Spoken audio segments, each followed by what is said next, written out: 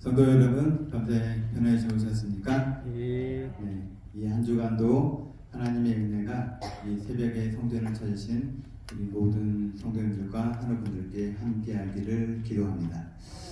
앞으로 저는 이 새벽 기도의 시간에 말씀을 전하는 동안에 1년 그 성도표에 맞춰서 말씀을 전하도록 하겠습니다.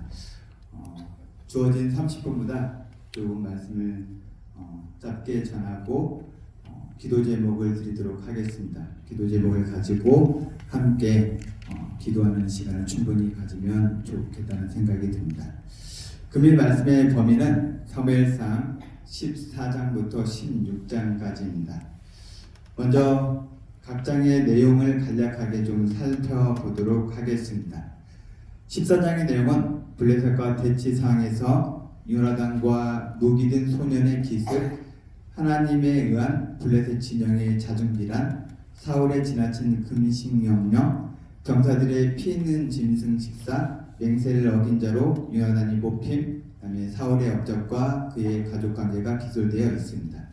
15장은 하나님의 아말렉 전멸명령, 사울의 전멸명령 불순종, 그 다음에 2차 사울 왕이 폐위에어, 그 다음에 사울의 사무엘 동행 요청, 사무엘과 사울의 결별입니다. 그 다음에 16장은 새 왕 다윗을 위한 기름 부음의 명령, 그 다음에 새 왕 다윗의 기름 부음, 사울의 부관이 된 다윗입니다. 오늘은 14장을 중심으로 함께 말씀을 나누고자 합니다. 14장의 내용을 좀 더 자세하게 살펴보면 이런 내용들이 있습니다. 요나단의 단독 출전, 이스라엘의 승리, 사울의 금식명령, 병사들의 피 있는 짐승 식사, 금식 맹세를 어긴 요나단의 이기, 사울의 군사적 공격, 사울의 가계와 가신들입니다. 13장에서 이 사울이 블레셋을 선제 공격함으로 이스라엘과 블레셋이 전면전에 돌입을 하게 됩니다. 그러나 이스라엘은 아직까지 변변한 무기 하나도 제대로 갖추지 못한 민병대 수준밖에 안 됩니다. 이 13장에서 오직 사울과 요나단만이 무기를 가지고 있고 이 나머지는 그냥 집에 있는 농기구, 삽, 괭이 이런 것들을 가지고 참가한 것입니다. 이런 상황이다 보니까 이스라엘 백성들과 블레셋과는 이 전력적으로 전혀 뭐가 안 돼요? 상대가 안 되는 것입니다. 이 사울이 먼저 전쟁을 시작했지만 전력 차이로 인해 제대로 공격을 하지 못하고 있었던 것입니다. 이런 납보 상황에서 사울의 아들 요나단이 용기 있게 블레셋 진영에 뛰어들게 되었습니다. 자신의 병기든 자와 함께 단 2명이 블레셋 진영을 향하여 돌격했던 것입니다. 6절 말씀에 요나단이 자기 병기든 소년에게 이르되 우리가 이 할례 없는 자들의 부대에게로 건너가자. 여호와께서 우리를 위하여 일하실까 하노라. 여호와의 권은 사람의 많고 적음에 달리지 아니하였느니라. 이 인간적인 견지에서 보면 요나단의 이러한 행동은 굉장히 무모한 짓이며 미친 짓처럼 보여집니다. 여기 화면에 좀 잘 보이십니까? 이 마치 사진 속에 고양이가 호랑이에게 뭐하고 있어요? 공격을 하고 있습니다. 정말 호랑이 무서운지 모르고 이 고양이가 공격을 하는 것입니다. 그런데 왜 요나단이 이런 무모한 짓을 했을까요? 요나단의 이러한 행동은 만용이 아니라 첫 번째 투철한 신앙광 때문에 그렇다는 것입니다. 요나단은 하나님의 구별된 백성으로서 할례 받은 이스라엘 민족이 하나님을 알지 못하고 사는 이방인들에게 압제당하는 것은 있을 수 없는 뭐라? 수치라고 생각을 했던 것입니다. 그리고 결국 이 싸움이 사람에 의해 좌지우지될 싸움이 아니라는 것입니다. 또한 무기가 좋다고 이길 전쟁이 아니라 전적으로 하나님께 달려 있음을 확신했던 것입니다. 이런 믿음 때문에 블레셋 부대를 향해 돌진했던 것입니다. 요나단은 하나님께서 블레셋 군대를 자신의 손에 붙였다는 사실을 확신하는 가운데 전진했던 것입니다. 이러한 요나단과 병기된 자의 믿음에 하나님께서 가만히 계실 수 있겠습니까? 이런 믿음의 사람들의 행보와 행동에 하나님께서는 뭐 할 수밖에 없어요? 반응하실 수밖에 없는 것입니다. 하나님께서 초자연적인 현상을 일으켜 이들을 도와주셨습니다. 갑자기 블레셋 진영에 지진과 자중질환이 일어났습니다. 15절 말씀입니다. 함께 읽어보도록 하겠습니다. 시작. 들에 있는 진과 모든 백성 중에 떨림이 일어났고 땅도 진동하였으니 이는 큰 떨림이었더라. 이 단 2명의 돌격대로 인하여 블레셋 진영은 순식간에 아수라장이 되었고 눈치만 살피고 있던 사울의 진영에도 진격하는 단초가 되었습니다. 심지어 21절에 보면 이 블레셋에 강제 진용되었던 병사들이 요나단의 용기 있는 행동에 돌이켜 블레셋과 싸우게 되었습니다. 전에 블레셋 사람들과 함께하던 히브리 사람이 사방의 블레셋 사람들과 함께 진영에 들어왔더니 그들이 돌이켜 사울과 요나단과 함께 한 이스라엘 사람들과 합하였고, 또한 이 블레셋 군대가 무서워서 탈주했던 탈주병들이 다시 돌아와 합세하는 놀라운 일들이 일어나게 되었습니다. 에브라임 산지에 숨어있던 이스라엘 모든 사람도 블레셋 사람들이 도망함을 듣고 싸우러 나와서 그들을 추격하였더라. 그리고 가만만 하고 있던 사울의 부대도 용기를 내어 전쟁에 임하게 되었던 것입니다.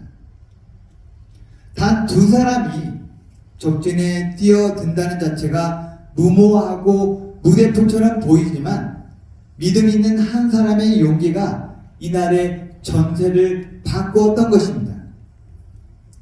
사사기 시대에도 기드온이 미디안 군대를 이기는데 단 300명의 군사들만으로 충분했습니다. 사람들에게는 항상 뭐가 중요하고요? 물리적 숫자가 중요하고 무기가 중요해 보이지만 하나님께서는 하나님을 전적으로 신뢰하는 단 한 사람이 중요한 것입니다. 그 한 사람이 바로 세상을 바꾸고 교회를 바꾸는 것입니다. 이렇게 요나단으로 인하여 전세가 역전되어 하루 온종일 전쟁을 치르게 되었습니다.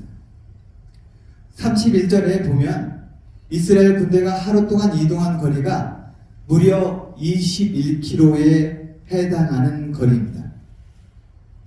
그냥 맨몸으로 21km를 걷기가 쉽습니까? 어렵습니까? 쉽지 않습니다. 여기 마라톤을 자주 하시는 우리 부원장님도 계시지만 거의 하프 마라톤 수준인 것입니다. 그런데 전투를 치르면서 전리품을 노획하면서 움직이는 중인데 하루 종일 전쟁에 참가한 사람들이 아무것도 먹지를 못했습니다. 왜 먹지를 못했을까요? 네, 사울의 이 성급한 맹세 때문에 아무것도 먹지를 못한 것입니다. 이날의 이스라엘 백성들이 피곤하였으니 이는 사울이 백성에게 맹세시켜 경계하여 이르기를 저녁 곧 내가 내 원수에게 보수하는 때까지 아무 식물이든지 먹는 사람은 저주를 받을지어다 하였습니다. 그러므로 백성이 이 식물을 맛보지 못하고 사울은 승리에만 급급하여 경솔하게도 블레셋과 전투하는 동안 금식령을 내렸습니다. 그리고 이에 대하여 만약에 음식을 먹는 자는 뭐까지 받는다고요? 저주까지 받는다고 맹세를 했습니다. 왜 사울이 이렇게 했을까? 이렇게 한 이유는 전투를 신속히 종결시키고 자신의 이름을 드높이고자 하는 이기적인 공명심 때문에 비롯된 행동이었습니다. 이런 사울의 성급한 결정으로 인해서 더 나은 전쟁의 결과를 가져올 수 있었음에도 불구하고 그렇지 못했다는 것입니다. 사울이 맹세할 때 현장에 없었던 요나단의 경우 아버지 헛된 맹세로 말미암아 무고한 생명이 죽을 뻔했습니다. 또 군사들은 허기진 배를 채우기에 금식 시한이 종료되자 마치 성급하게 뭐 했어요? 피가 있는 채로 짐승을 잡아먹어서 하나님께서 하지 말라고 한 규례를 어기는 결과를 낳게 되었던 것입니다. 내 개인적인 야망과 그리고 명예를 위한 성급한 행동과 결정들은 이처럼 항상 문제를 일으키기 마련인 것입니다. 일상생활에서도 조금만 침착하고 조금만 시간을 두고 생각했더라면 얼마나 좋았을까 아쉬워하는 생각이 들 때가 많이 있습니다. 그런데 사울은 14장에서 하나님께 물으려고 하다가 전세가 유리해졌다고 판단되어지자 그냥 제사장에게 멈추라고 곧바로 전쟁터로 달려가는 모습을 보게 됩니다. 사울이 제사장에게 말할 때 블레셋 사람의 진에 소동이 점점 더한지라 사울이 제사장에게 이르되 내 손을 거두라 하고 사울은 하나님이 함께하지 않는 부지런한 열심을 그의 생애에서 종종 보여주었습니다. 13장에서도 사울은 사무엘을 기다려야 하는 상황에서 성급하게 본인이 직접 제사를 드림으로 사무엘에게 심하게 책망을 받았습니다. 사울처럼 하나님과 동행하지 않는 삶은 비록 열심히 살지만 그 삶의 결과가 어떠하게 된다고요? 허무하게 된다는 것입니다. 오늘도 많은 사람들이 정말 새벽부터 열심히 밤늦게까지 달리고 있습니다. 근데 그렇게 죽자살자 달린 인생들이 종착역은 다 뭐하게 된다고요? 허무하다는 것입니다. 마찬가지로 우리의 신앙생활에도 이럴 수 있는 위험 요소가 있다는 것입니다. 열심히 달리는 것이 중요한 것이 아니라 어떤 일을 하기 전에 먼저 하나님께 묻는 것이 중요합니다. 아멘. 하나님과 동행하는 삶인가를 살피는 것이 정말 중요한 것입니다.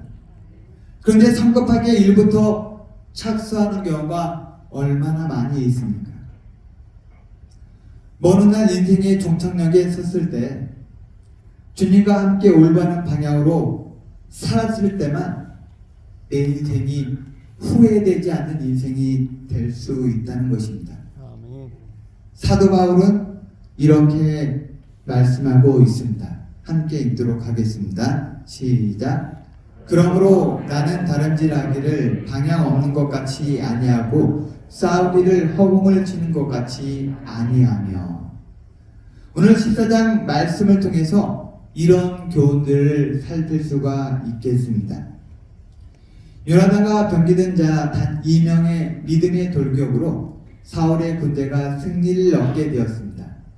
요나단처럼 믿음을 가진 소수의 사람들이 세상을 바꾸게 됩니다. 두 번째, 신앙생활을 하면서 요나단처럼 믿음으로 돌격하는 사람이 있는가 하면 사울처럼 눈치를 보며 간망하는 사람들이 있습니다. 세 번째, 하나님께 묻지 않은 성급한 맹세, 성급한 결정은 부정적인 결과와 함께 심각한 불행을 가져올 수 있습니다. 네 번째, 빨리 달리는 인생보다 하나님과 함께 제대로 된 방향을 향해 나아가는 것이 중요합니다. 오늘 말씀에 대한 적용입니다. 첫 번째, 나는 믿음으로 요나단처럼 진격하는 사람인가요? 아니면 사울처럼 상황만 관망하는 사람인가요? 두 번째, 성급한 약속이나 맹세로 낭패를 본 적이 있습니까? 이런 경험을 통하여 깨달은 바가 있다면 무엇입니까? 잠시 이 적용의 말씀을 가지고 여러분 스스로에게 답변을 해보시면 좋겠습니다.